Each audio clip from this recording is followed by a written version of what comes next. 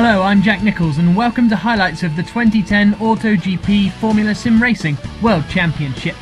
Round 10 of the championship takes place on the famous Silverstone circuit, this time on the new 2010 layout. This new layout sees an increase in overtaking opportunities with the addition of an extra straight. There were no surprises on the front row, with Bruno Marquez taking pole just ahead of championship leader Bono Huis. David Greco qualified third, and Frederick Nielsen would start fourth for the third consecutive time.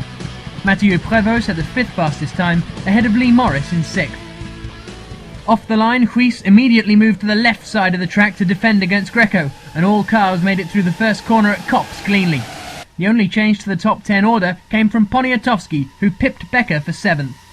There was no contact made throughout the tricky Beckett's chicane complex, but with a clean run out of Chapel, Huis was already eyeing up Marquez for the top spot. Throughout the field there was plenty of jostling for position, especially in the new arena section of the circuit. Florian Becker was slipping backwards from the top 7 and Ronnie Hannell was charging up through the midfield. After successfully passing Prévost, Morris began a battle with Nielsen for fourth, but he came unstuck after making a bold move up the inside, and the chain reaction held up Prévost and allowed Poniatowski to move up into fifth place. Prévost quickly lost out to both Mikkonen and Hannell, dropping down into ninth position.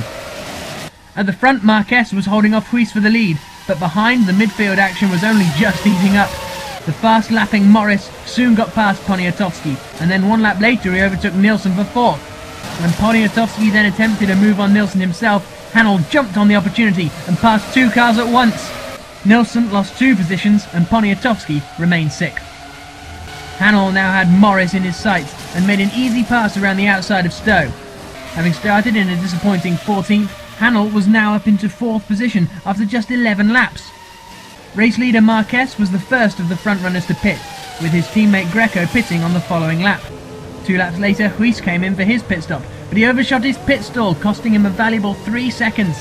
He emerged behind Greco in 3rd position, 5 seconds behind Marquez. Poniatowski managed to leapfrog both Hannell and Morris through his first stop, but Morris lost his pace in the second stint and soon dropped back into the bottom of the top 10. Puumalainen was now in 6th position, ahead of Mikkonen in 7th. It soon became clear that Huis had a much better pace than both the Twister cars, as he quickly narrowed the gap, but his charge came to a halt once he hit Greco's dirty air. Waiting patiently, he made his move when Greco made a mistake out of Chapel and defended the position as Greco went back for a drift through Stowe. It only took him 3 laps to catch up to the back of Marquez, and he passed him into the new Abbey corner on the same lap that both cars pitted. However, this time Greco had managed to leapfrog both of them for first place. Further behind, Poniatowski was comfortably in 4th position, ahead of Hannell in 5th. Mikkonen had moved up into 6th place, ahead of Puumalainen, who lost time in his second stop.